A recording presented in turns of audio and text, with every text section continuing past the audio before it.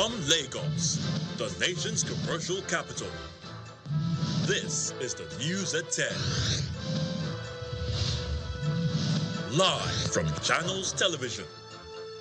Reporting tonight, Anne Nwawodo.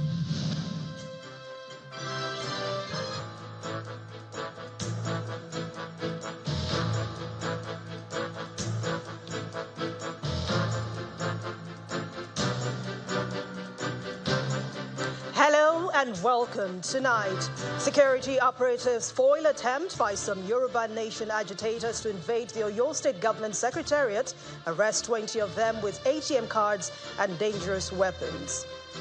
Troops neutralized 12 terrorists after a gun battle in Maru, local government area of Zamfara State, as gunmen suspected to be herders attack former chief of staff to former governor of Benue State, Samuel Otom, kidnap his wife and maid. The Hydrocarbon Pollution Remediation Project, or HYPREP, set to commence assessment of high-risk oil-polluted sites in Ogoniland for cleanup and restoration. And at least 6 people killed after a man stabbed them with a knife at a shopping mall in Sydney, Australia. 40-year-old attacker shot dead by lone police officer at the scene. On Business News tonight, Kristalina Georgieva secures a second term as Managing Director of the International Monetary Fund. And on Sports News tonight, Casper Ruud defeats world number 1 Novak Djokovic for the first time in his career to reach the final of the Monte Carlo Masters in the Principality.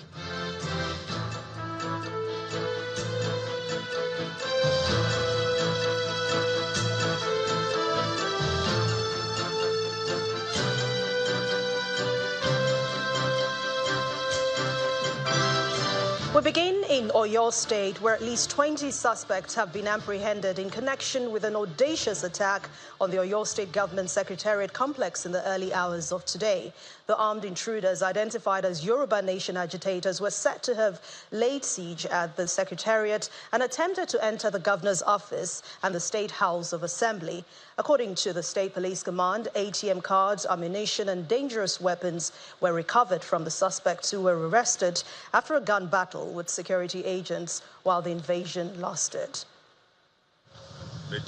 The usual silence that envelopes the ever-busy government secretariat in Ibadan, the Oyo State capital, was disrupted with chaos early Saturday morning.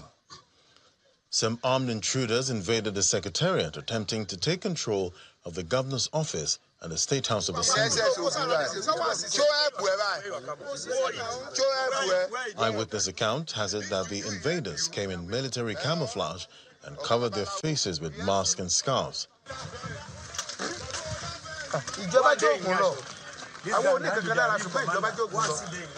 Appealed to them by one of the security advisors to Governor Seyi Makinde, who attempted to calm them down, fell on deaf ears as they tried to hoist their flag to replace the Nigerian flag at the State House of Assembly premises.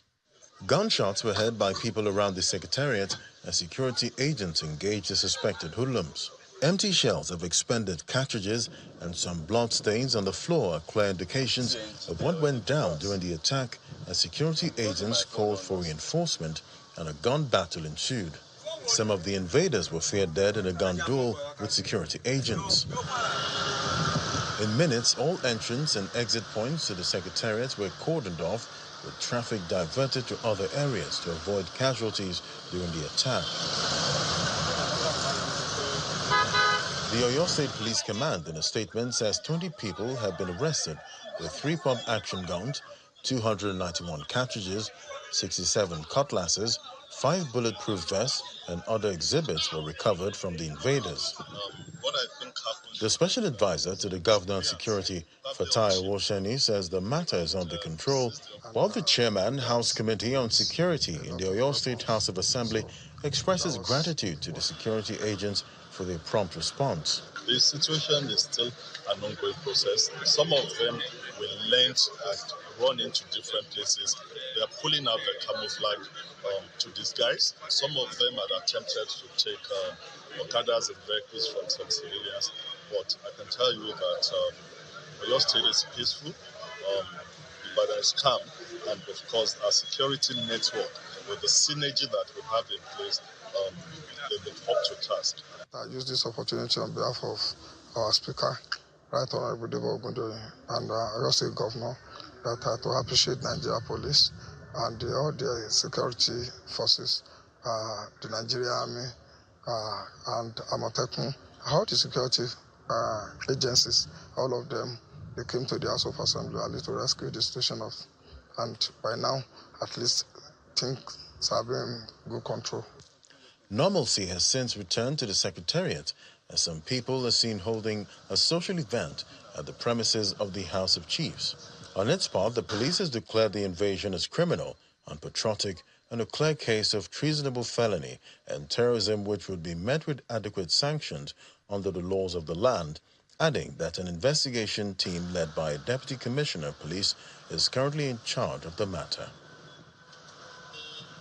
Meanwhile, some bandits were not so lucky in Zamfara State, where the Joint Task Force Northwest Operation Hadarindaji continues its offensive against the terrorists. In a statement by the information officer of the OPHD, Lieutenant Sulaiman Nomale, the Army explains that the troops yesterday, Friday, April the 12th, successfully engaged terrorists in a heavy gun battle in Babandoka, Gobirawa Chali, and Kabaro Axis and Maru local government area of the state, neutralizing 12 of them. He also adds that during this operation, troops from Desendo operating base overpowered the criminal elements, while some of them fled with gunshot wounds. In a subsequent mop-up patrol, the troops recovered weapons and assets, including one AK-47 rifle, one magazine, and other weapons, as well as 18 cows. 10 motorcycles belonging to the terrorists were also destroyed. Staying with security matters in Benue State, this time some armed men suspected to be herdsmen yesterday evening attacked the former chief of staff to Governor Samuel Ortom, the former governor of Benue State, Mr. Tewase Obunde, leaving him with a bullet wound on his arm, and abducted his wife and a maid. The attack took place close to the genocide cemetery, where 73 victims of the 2018 killings were buried in the state capital. Mr. Obunde escaped with gun injury. The attackers whisked his wife away, Abigail, and the maid identified as Patience Ogute. According to eyewitnesses, Mr. Obunde, his wife and maid had gone to inspect the weeding of their farm, but on sighting them, the suspected herders opened fire.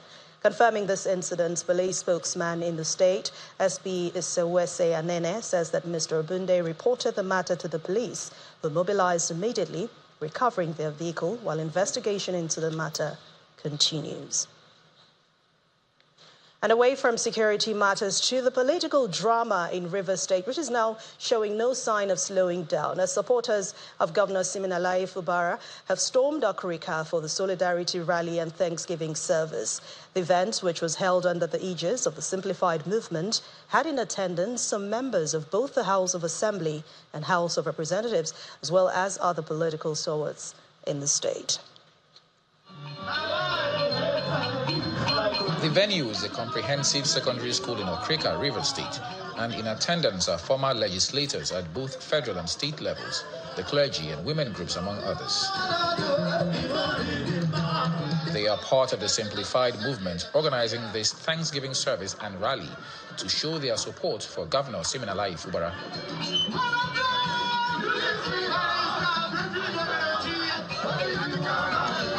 Amidst dance and music, they take the stage to affirm their solidarity with the governor, with a warning for the People's Democratic Party.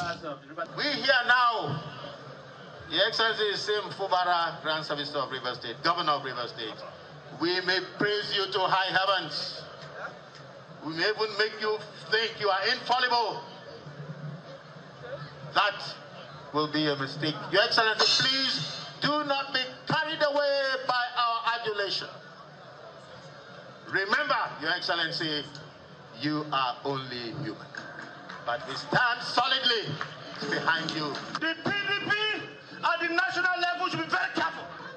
You have to be careful about Rivers State. It is not about him, it is about Governor of Rivers State. And Rivers State is pivotal to the economy of the nation, and you don't toy with Rivers State. Yes, sir. Lending his voice to the occasion, former Minister of Transportation and PDP leader, Mr. Abiye Sekibo, pledges his support to the governor, while the governor's representative, Mr. Awajis Abianti, assures Okrika people of development of their area. And be rest assured that everywhere there is a movement in support of our dear government, not only will I be there, but the entire leadership of the Atiku presidential campaign team in Rivers State will also be there. 75% of our schools don't have more than 2 teachers. For this sake, that this government has come to guarantee liberty. It is for this reason alone that we have come to break the chains that has held us bound. Speaking on the sidelines, a member of the committee and the state's commissioner for information addressed questions around the funding of the rallies, as well as comments by former governor Peter Odili. I find it very interesting because the funding is happening by the people in the local government areas. It's each person bringing what they have. It is not funded by the government of Rivers State. I double dare him and challenge him to bring out proof that the Rivers State government is funding this. The Rivers State government is not spending a dime on any of this. It is the people in each local government that are determined to say thank you to God. And that's why you see the way it is. It's a simple event. I don't bother with what others are saying. I rely on the opinion of former Governor Peter Odili. He's a voice that we shouldn't toy with. Every other one may just be those who are trying to grandstand. This is the latest in a series of rallies in support of Governor Fubara, as many watch to see how the political atmosphere is shaped in the coming days. Charles Oporum, Channels Television News.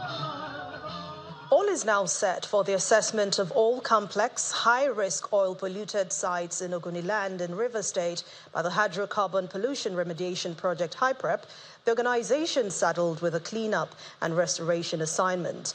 This was made known when HYPREP's coordinator, Professor Neni Brarini Zabi, led a team of a Belgian-based remediation company, Hermes Technology, on an inspection tour of some of these sites in Alode in LML local government area of Rivers State. Our correspondent Deborah Agbalama reports. A delegation from a Belgian remediation technology company led by its chief executive officer is in Rivers State to inspect high-risk oil-polluted sites in Ogoniland, a project awarded to them by the Hydrocarbon Pollution Remediation Project, HYPREP. The visit aims to kickstart the assessment process of the Ogoni cleanup ahead of the remediation and restoration scheduled to commence next year.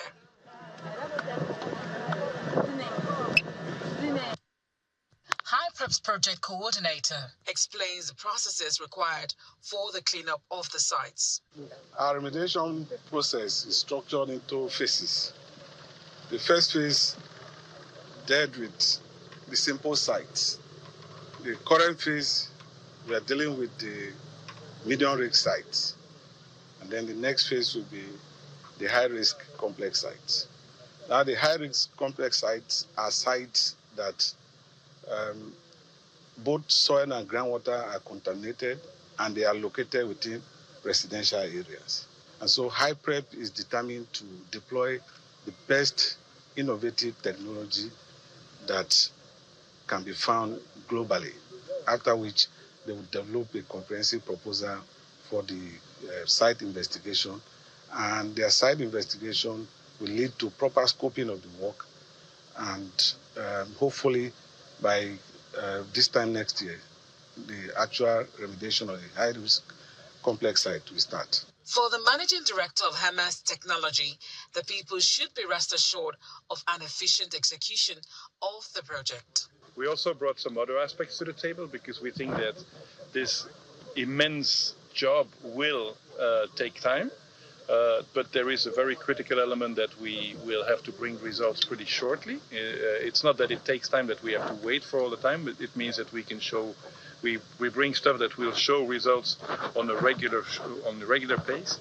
And moreover, the importance of making sure that most of the work is done by the people here in this community. Yes, you have suffered some environmental issues, and now when it gets back, also that benefits of it should also be done by local people. The Ogoni Cleanup Project, spurred up by the 2011 UNEP Environmental Report, is ongoing with over 100 polluted sites in various stages of remediation and restoration. Deborah Balama, Channels Television News. In part two, after the break, the Joint Admissions and Matriculation Board and the Nigeria Police warn candidates preparing for the 2024 Unified Tertiary Matriculation Examination to steer clear of fake websites. Please join us again.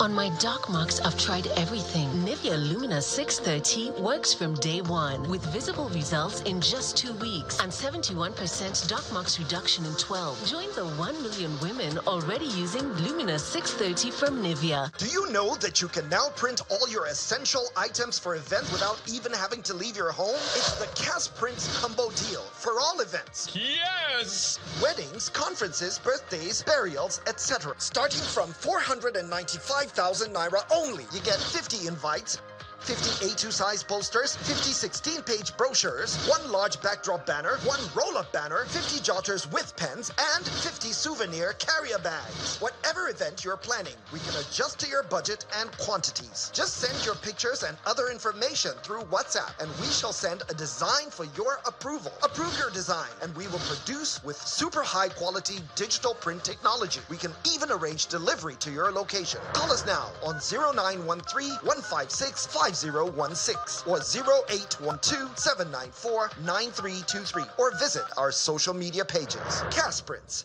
digital printing at super speed. The Duchess International Hospital caters to every aspect of the family's health needs. A one-stop shop for maternity and child health services, emergency medicine and critical care, medical and surgical subspecialties, dental and eye care, and a range of other subspecialties and services, all available at a single location right here in the heart of Ikeja. And it really doesn't matter if you're paying out of pocket using your HMO or private insurance. We focus completely on providing that world-class affordable healthcare for all the family at all times.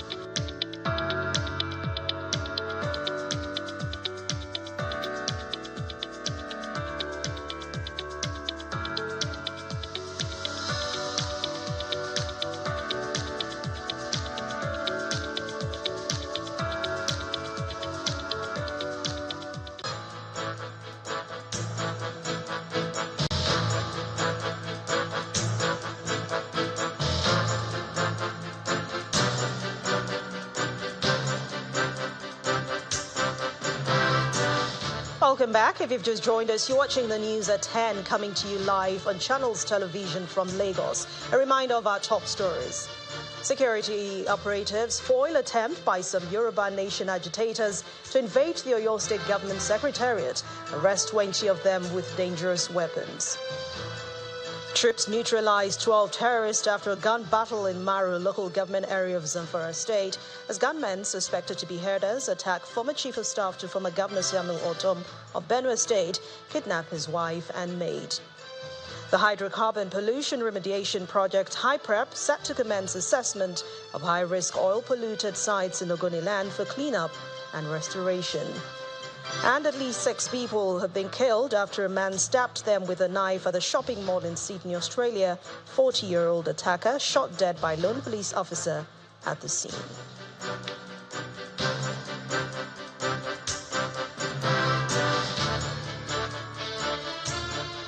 Let's turn our attention to education now. The Joint Admissions and Matriculation Board and the Nigeria Police Force have read the Riot Act to candidates preparing for the 2024 UTME against patronizing operators of fake websites. At a joint news conference in Abuja, the police spokesperson, ACP Olumuyiwa Adejobi, said police are working to track the fraudsters who created several fake websites with the intention of misleading the candidates.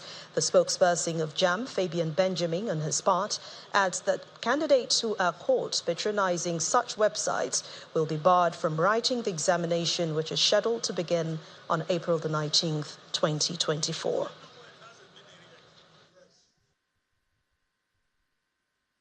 These fake sites are designed to deceive innocent candidates into providing personal details such as registration numbers, email addresses, and phone numbers. These details are then exploited for malicious purposes. Both JAMB and the Nigeria Police Force condemn these fraudulent activities and hereby reiterate the readiness to safeguard the interests of candidates and maintain the integrity of the examination process.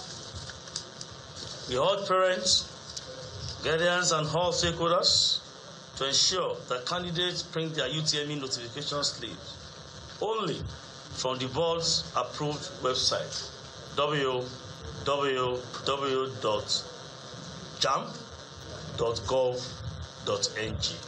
As a regulator, we will continue to ensure that these candidates who have expressed their interest in registering for this exercise are not misled.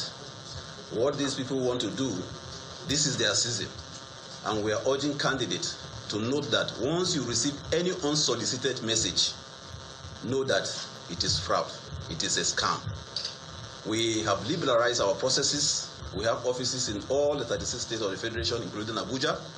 Once you have any challenge, you can also raise a ticket. We have a ticketing platform where your questions will be attended to within 24 hours. Please don't patronize any fake site. We have raised a team that is equally visiting some of these sites. Once your number is found there to have patronized them, you will be disqualified from partaking in the exercise. With education, and another warning, this time from the Taraba state government to principals and head teachers or anyone plotting to frustrate its free education policies. And this follows the state government's discovery that despite paying WAEC fees for all students of the state, principals and exam masters connive to sabotage its efforts by collecting money from parents and students for the registration. According to the State Commissioner for Education, all those involved must desist from the act or be made to face the full wrath of the law. This is Kofai Ardokola Government Day Secondary School, one of the schools benefiting from the free education program as well as the free WAEC registration of the Governor Kefa's administration. Like their counterparts in other schools, students here are on holiday, except for this handful staying back for tutorials preparatory to their forthcoming WAEC exams. Beneath the serenity on the surface, things may not be as rosy as they seem here, as investigation by Channels Television reveals that the school authorities allegedly sabotaged the state government's free education policy. I'm a student of this school, and I joined this school. Some students who spoke with our reporter say even though the state government has already covered their WAEC registration costs, the school principal and examination master asks them to pay and in some instances remove their names from the registration list and replaces them with external candidates. This, according to the students, is corrupt enrichment by the authorities and is at the expense of bona fide students. According to the exam master, he told me and my mother that the Ministry of Education gave them few lists of those who are writing WAEC free. That so we will pay for money we will pay the WAEC registration. I checked my name. My name was among those who are going to write the WAEC. But there's one of my friend again. His name is George. His name was not shortlisted. I submitted The examination master of the institution and his assistant denied the students' claim, insisting that the Education Resource Center of Taraba only gave them approval for 247 free slots, as against 316 candidates which they submitted. They insist that the resource center gave them November the 20th, 2023 as deadline, and any registration beyond this date is not captured for free WAEC registration. This directive is, however, contrary to that issued by the governor. Based on the letter I received, this is the letter with me here. The letter stated that any student that was captured on or before 20th November 2023 are the bona fide candidate of the government, that is the interla. So all that were captured on, that is after 20th November 2023, should pay all the necessary registration fee. We take our cast to the Ministry of Education, that's to the resource center. When we take our cast there, they said if you did not come before a speculated time they have given, you have to pay to your registration by yourself. That's what we do. While the examination master and his assistant are given reasons for not registering all the students due to the limited number given for free WAEC registration, the principal of the institution on her part says no student of the institution has been omitted. I don't know anything like that, because why should we collect 40-something thousand for such an examination? We don't collect that amount, and we have not collected any of such amount from any student. Like I said, all my bona fide students who are there, and the registers can be verified from the resource center, all 247, we have registered them at no cost, but at the cost of government. That claim by the principals is false. The state government says there is a deliberate intent on sabotaging the free education policy of the governor, and is therefore sending a note of warning to principals and head teachers to forthwith desist from collecting any money from parents for the free WAEC registration or any other tutorial that has already been covered under its free education policy. The State Commissioner for Education denounced the claims of the exam master and principal that the Education Resource Center determines the number of students that would sit for the exams. You know, it's one way that they have been using since we started WAEC registration to confuse the public, to give them this false notion that the Education Resource Center is corrupt and is apportioning slots to schools. The Education Resource Center has no power on determining who writes WAEC, because some parents truly cannot afford to pay WAEC fees for their children. And some principals who have done this, there are some students that this year will not write WAEC because some principals replace them with others to make money. Already, one principal and an exam officer have been suspended, and the state government says efforts are on to apprehend and expel such corrupt persons in order to pave way for a more effective and transparent administration of the state government's free education program. Let's head to the nation's capital now, where the Minister of the Federal Capital Territory, Mr. Nyesom Wike, has given assurances of the completion of the Vice President's residence by May, and that's next month. Mr. Wike reiterated his commitment after the contractors hinted that the project is at 92% completion during an inspection tour of the project sites in Abuja. The minister also said the plans are underway to actualize the CCTV project in the FCT to enhance security there.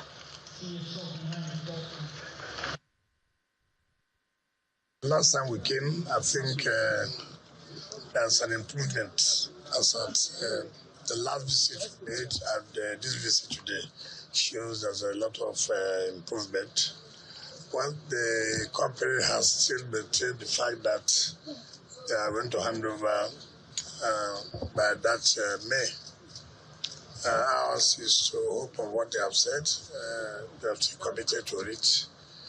We don't have any doubt that they have the capacity to meet up the deadline. But as for the quality of job, of course, you can see the work according to the design and the specification. So we believe, by the grace of God, that something that will actualize the issue of security, and all you should know that we are doing everything to concern to give the best as far as Abuja is is concerned, we are going to do the best. I'm not going to let you know that all you should know is that, yes, it's still going on. The implementation is not that going to be easy, but everything has been put together to make sure that we actualize the CCTV camera. It's not a one-day affair, so it takes a lot of inputs, but be assured that things have been done.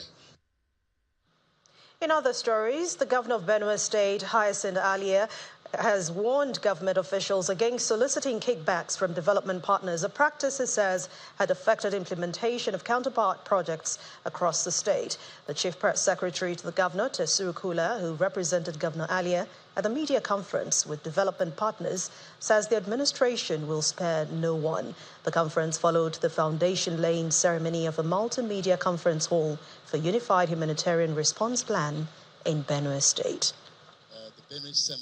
Representatives of major development and aid agencies like the United Nations Human Rights Commission and the International Organization for Migration are gathered for the foundation-laying ceremony of a coordination center. Welcome to the microphone, the man who has invited us here. The Benue State Governor is represented by his principal private secretary at the event, which is meant to actualize plans for a regional UN operational hub for humanitarian response. The IOM Chief of Mission to Nigeria speaks on scaling up its intervention. Based on this partnership, we are here to also reiterate our commitment to be behind the government of Benue to provide the necessary assistance to those people. Soon we will be increasing and scaling up our activities thanks to the hospitality of the Benue SEMA.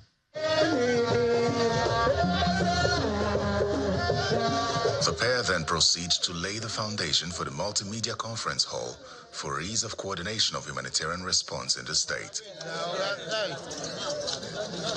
That's not the building, just...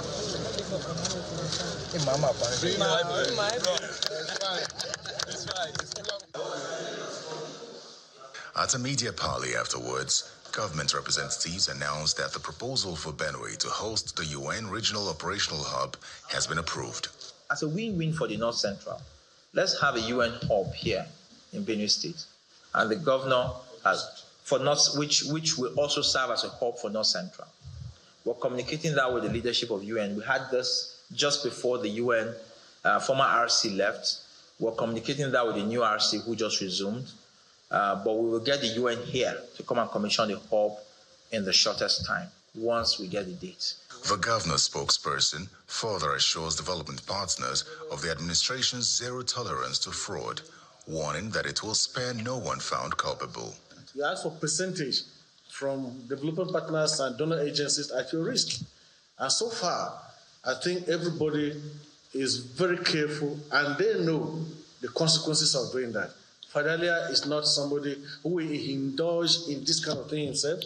And so if he's not doing that, we are all aware that any of us who attempt to do that will be in soup. Besides the resettlement plans for the over 2 million IDPs by these aid agencies, 70 families have already been selected by the IOM for resettlement in the wake of the decade-long displacement of farmers. Still ahead on the news at 10, Kristalina Georgieva secures a second term as Managing Director of the International Monetary Fund, the IMF. And that's on Business News. Please join us again.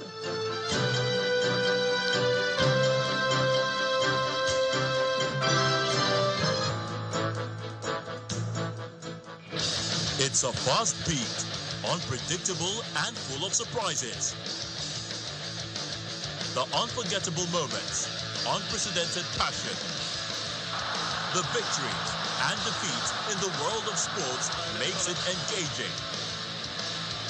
Fasten your seatbelts as we take you through every update in the news and on our shows. We define the moments of true sports. Join us. Stay connected to the world with Channels TV Podcast and get all the trending stories. Simply log on to channelstv.com. Click on podcast, select the program of your choice, and listen. Our podcast is available on Apple, Google, and Spotify. Tap the expertise you trust. Touch the stories that touch you. Anytime, anywhere.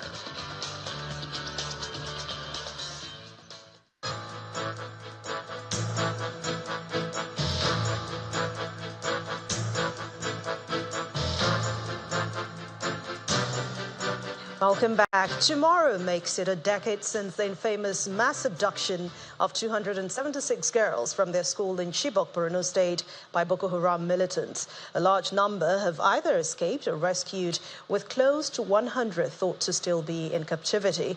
The kidnapping sparked a huge global outcry and focused attention on victims of a bloody jihadist insurgency that has displaced more than 2 million people. Well, ahead of the anniversary, one of the Chibok parents, Lawan Zana, father of Zaina Zana, who is still believed to be in captivity, says that government appears to have forgotten about the issue and pleads for help. It's 10 years now.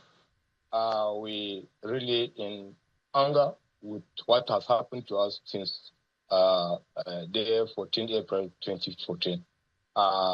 We are now looking ahead to see that we need the interventions of the government and other donors who can help to rescue the remaining 92 girls still in captivity. We are there in Dapchi when the Boko Haram brought their own daughters. We are there. We go and sympathize them in Dapchi because of what has happened to us. We have seen sympathy. We have seen love from people across the world. So from there, it harms our mind that we that are on to have been kidnapped. It's better let us go and meet our own people that such has happened to them. We went to Dapchi. At that day when we went to Dapchi, it's the day that Boko Haram brought their daughters. We are there in Dapchi live. So it has happened. Subsequent kidnap has happened. But, like Chibok, yet our own is still many. Like, almost 92 still is yet to be found. So we are now looking for help. The governments have, come to the aid of, bring the remaining, as I said earlier, but our own, as some conditions that you announced, we parents, we cannot tell anything about conditions that happen or the past government. Jonathan, it has happened during his time, and, Buhari have come and take over. He brought the almost 103 without the escapees, based on negotiation.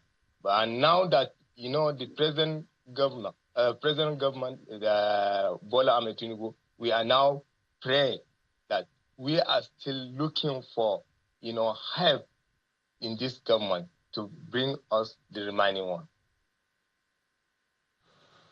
Some artisans in Oyo State who specialize in converting waste tires to friction prevention items for vehicles, mills, generators, and other machines are now seeking access to loan facilities to expand their businesses. The craftsmen who ply their trade in Benue City, the state capital, are also concerned about the difficulty in sourcing materials for their businesses, as companies manufacturing those type of tires they require are no longer in the country.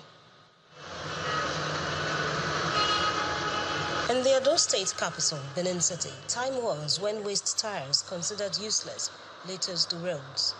It's a story that is changing, as this vulcanizer shares. The team there very okay, not be like before. You say they use our money, find all those environmental people. They call they pack the tire, but now they call they find how the tire be. So they book money. Among those who have found waste tires useful are the men in this center, also in the state capital, who with patience dig into and strip the tires in search of valuable parts.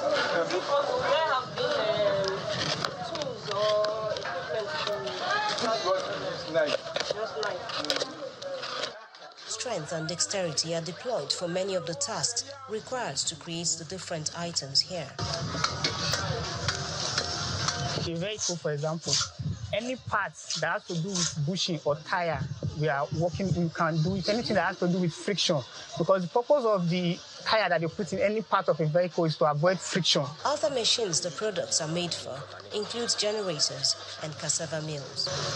For cassava engine, kernel engine, block engine, and some other engines like that use beds. In the generator, we can cut bushing in those generators to avoid the between the coil and the alternator, so avoid friction and make it work freely. It takes only a few tools, resourcefulness and creativity to birth the products. Still, customer satisfaction is maintained. I use it in my car, in my Primera car.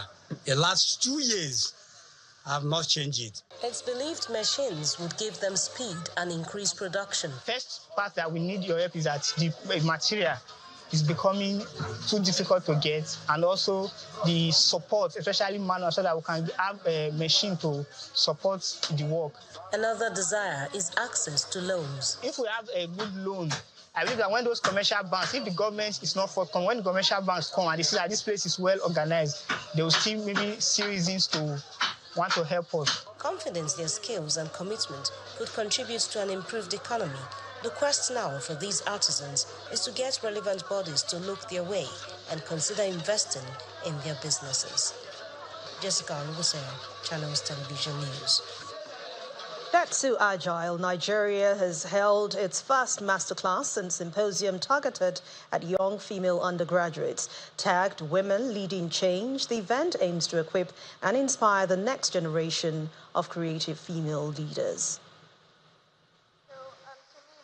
It's the maiden edition of Dentsu Agyle Nigeria Masterclass and Symposium for female undergraduates at the University of Lagos. The event is a celebration of women leading change and empowering the next generation of female marketing and creative leaders. It's also an opportunity for the students to learn from the Mavericks. I want you to look at all of us and begin to model your life appropriately, because success is what it is. Do not join the trend that tells you that anything comes for free. You have to put in the work, you have to build yourself, and you have to, most importantly, take advantages of things that you get. Give all that you have to give to the world. You stay relevant that way. But you can't and you must not work all the time. All work and no play makes Jack a dull boy. All play and no work makes Jack a broke boy. Never, ever, ever compromise your integrity, your point of view, your nothing for no one and nothing. Be uniquely you. Streaming platforms like The students are treated to a series of engaging masterclasses and panel discussions led by media, marketing, and advertising professionals. Mosque, can I have a show of hands? From mastering digital marketing strategies to content and monetization and current trends in media, these sessions equip the students with the tools and inspirations they need to excel in the marketing and creative industries. We decided that the young people were gradually becoming lost, no room for mentorship, and we then said, you know what, if we're deciding to raise the next female the next generation of female leaders, it's very important that we catch them young. And we decided with our first edition to start from Unilag. So these are going to be our judges. The event wraps up with a business plan competition where 10 female students get the opportunity to pitch their ideas for a grant. The one and only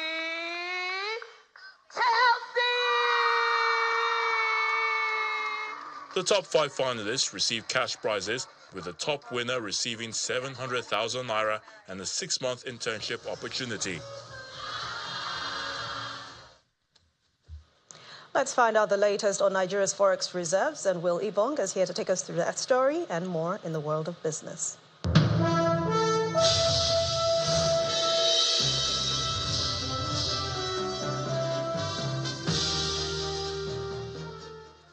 Thank you, Anne, and welcome to Business News. Now, Nigeria's FX reserve saw no real movement this week as it remained relatively unchanged at $33.36 billion as at April the 5th, according to data from the central bank. On April the 3rd, data from the central bank showed that gross reserves had decreased by $317.95 million week on week to $33.51 billion. Analysts believe that the CBN's intervention in the FX market may be weak in the near term given its low FX reserves. Meanwhile, the Naira further appreciated by 9.5% to 1,142 Naira 38 kobo to a dollar at the Nigerian Autonomous Foreign Exchange Market, NAFEM. Speaking of the Naira, reactions are trailing Goldman Sachs' projections that the Naira will trade below 1,000 Naira to a dollar in the coming months.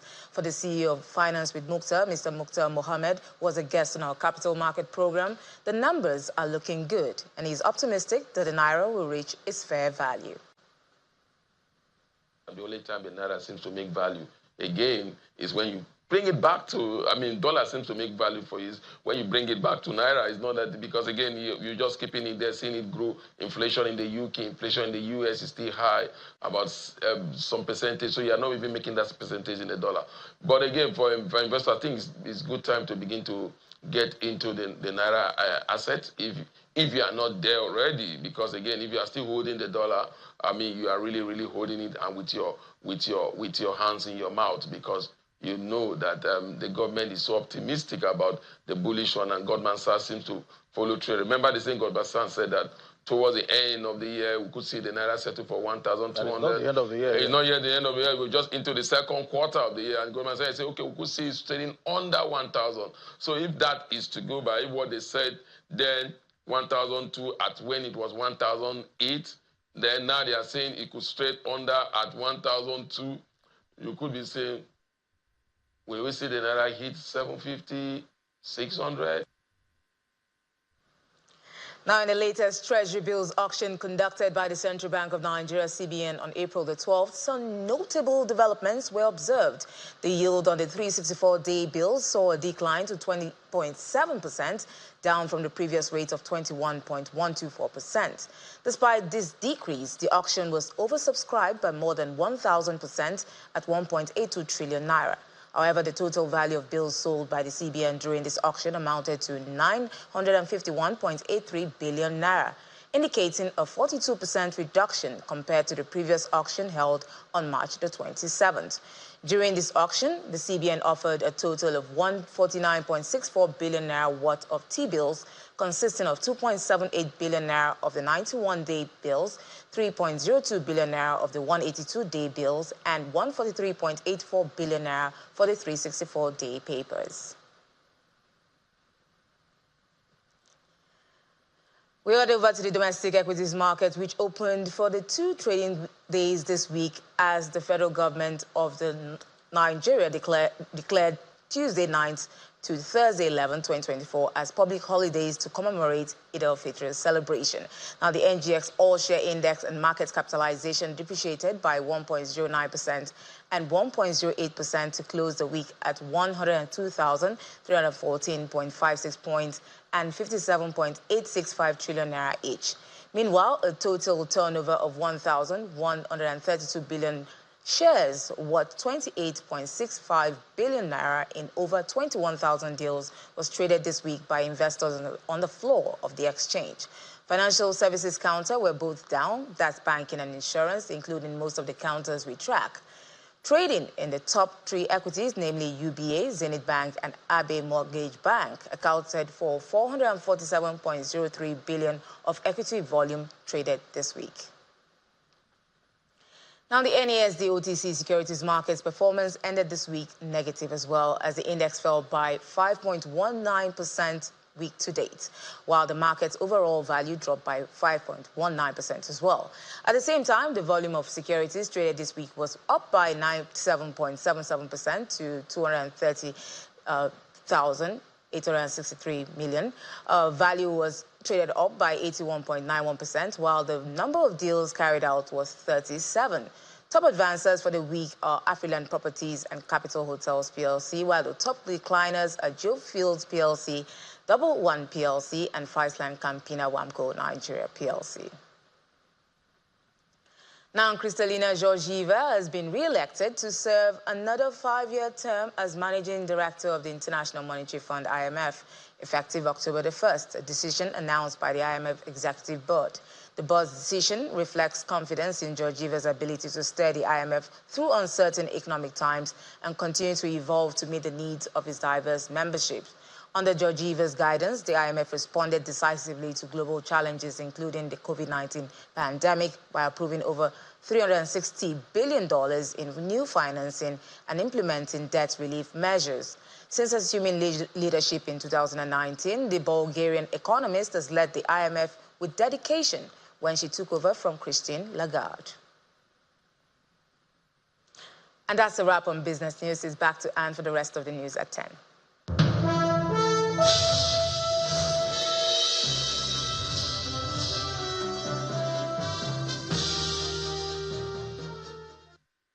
Thank you, Will. We now head over to the world of sports, and Victoria Longjohn is standing by to take us through that.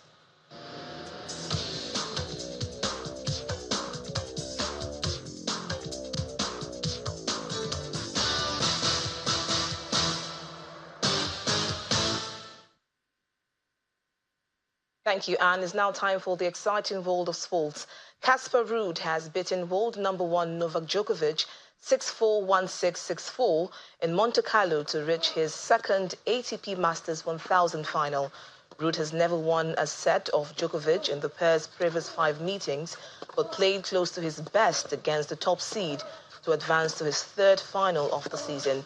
Ruud swung freely throughout the 2-hour, 17-minute clash, hitting 23 winners, outlast the Serbian.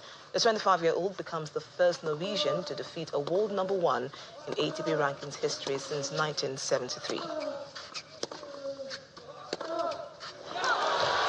He's worn him down.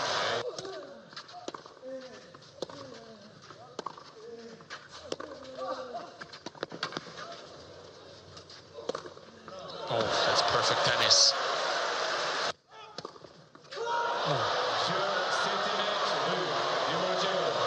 Casper Ruud secures the biggest win of his career.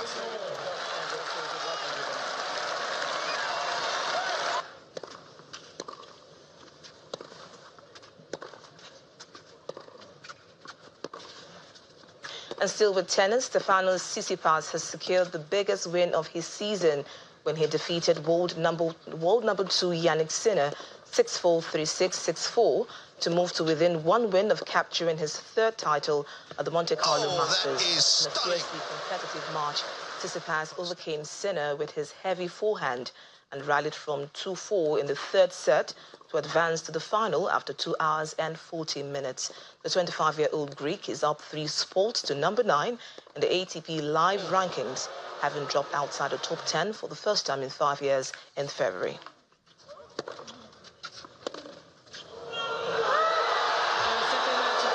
Stefanos Tsitsipas inflicts just a 2nd defeat of the season on Yannick Sinner.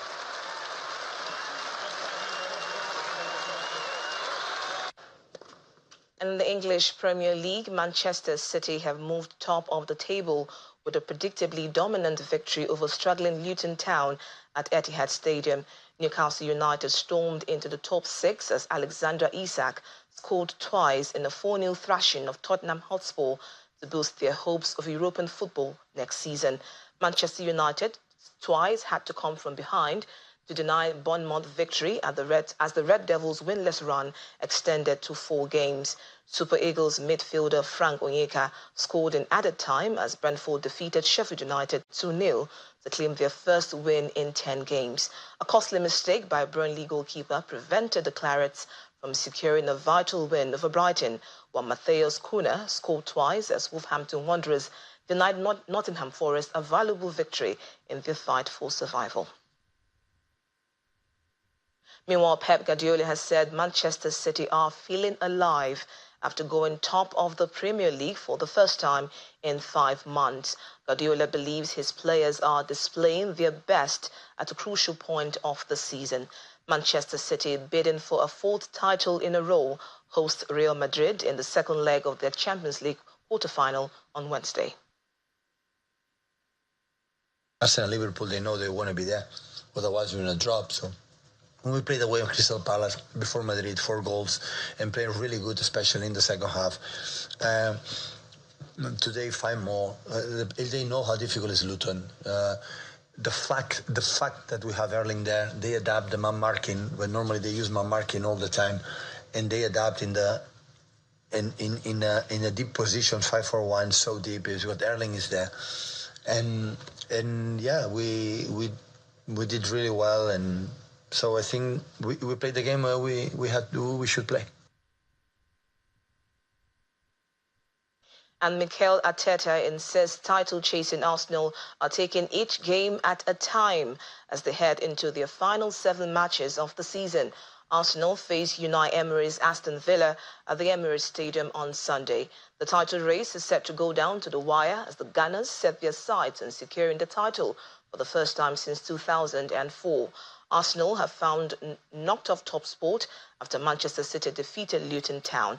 Arteta called for his team to focus on themselves going into Sunday's clash. And Sean Dyche has asked Everton to pull together after a 2 points deduction this season plunged his team deeper into relegation danger ahead of their game against Chelsea at Stamford Bridge. Everton were hit with a 2-point penalty this week for breaching the Premier League's profit and sustainability rules after losing 6 points earlier in the campaign for similar offences. The Toffees are now just 2 points above the relegation zone as they fight to avoid dropping into the second tier for the first time since 1954. But Dyche believes his players will be able to cope with the blow after their response to the previous deduction, which was reduced from 10 points on appeal. And Chelsea boss Mauricio Pochettino says it is unfair to make judgments on his disappointing debut season with the club owing to the Blues' injury problems.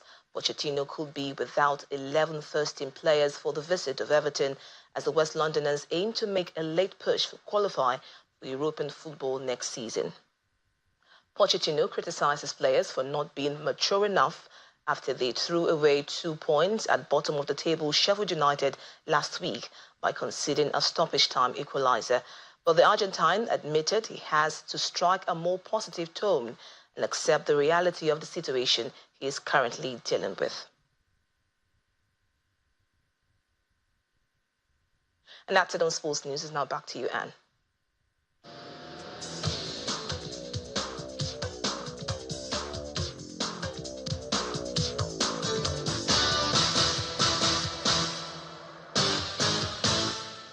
Thank you, Victoria. Outside our shores, at least 6 people have died after a man wielding a knife stabbed them at a shopping mall in Sydney, Australia. A 9-month-old baby, whose mother is among the dead, is in surgery being treated for injuries. The attacker, a 40-year-old man whom police say was acting alone, was shot dead by a lone police officer at the scene of the incident. Officers who are investigating the incident say it is still too early to speculate the attacker's move. Reports say Iranian troops have seized a commercial ship which links to Israel as it passed through the Strait of Hormuz earlier today. Iranian special forces boarded the MSC Ares about 80 kilometers off the coast of the United Arab Emirates, according to a statement from the vessel's operator. Footage obtained by Reuters news agency appeared to show troops descending from a helicopter onto that vessel, which is a Portuguese-flagged ship linked to Israeli billionaire Eyal Offer. The incident is coming after U.S. warnings of an imminent attack by Iran on Israel after an airstrike destroyed Iran's consulate in Damascus earlier this month. Meanwhile, Israel has warned that Iran will bear the consequences for choosing to escalate the situation any further. According to Iran's news agency, the vessel was seized by the naval branch of the Islamic Revolutionary Guards Corps. One person is dead and 10 others injured after a cable car cabin collided with a broken pole, bursting open in the southern area of Turkey. The supporting pylon collapsed, causing passengers to plummet to the ground late on Friday. 128 people were rescued from the 16 cable car system, but 43 passengers are still stranded. And the main news again. Security operatives today arrested 20 persons said to be among Yoruba Nation agitators who invaded the Oyo State government secretariat with dangerous weapons and engaged the police and other security agencies in a gun battle. Troops have neutralized 12 terrorists after a gun duel in Maru local government area of Zamfara State. This came as gunmen suspected to be herders attacked former chief of staff to former Governor Samuel Ortom of Benue State and kidnapped his wife and her maid. And that's the news at 10 tonight. Thank you so much for watching. I'm Anne Nwawadu. Enjoy the rest of the weekend. Good night.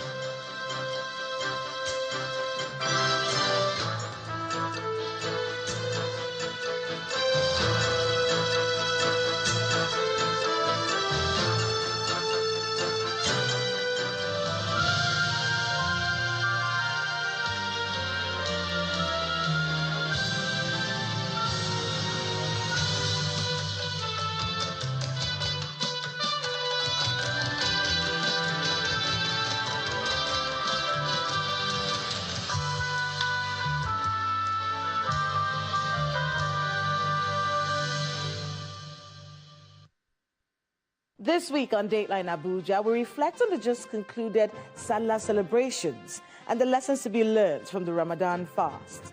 We take you to the Eid al-Fitr prayers that are held in Abuja, and my guest walks us through the virtues that all Nigerians can imbibe